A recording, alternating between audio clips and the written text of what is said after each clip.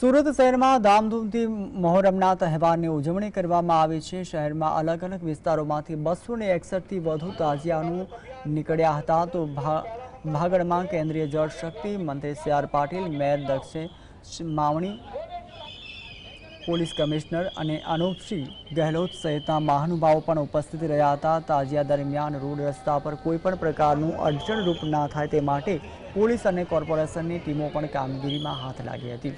તો સાથે સુરક્ષાને લઈને અન્ય કોઈ અનિચ્છનીય ઘટના ન બને તે માટે તાજિયાના સંપૂર્ણ રૂટ પર પોલીસનો ચુસ્ત બંદોબસ્ત પણ ગોઠવી દેવામાં આવ્યો હતો।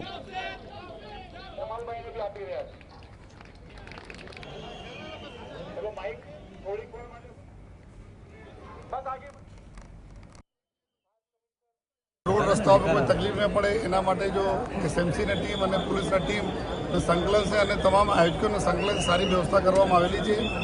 અને આ એવા દિવસ છે જો સુરતના શહેરના તાસીર છે કે તમામ કોમના લોકો હળી મળીને રહીને જો સુરતને આગળ લઈને જાય છે।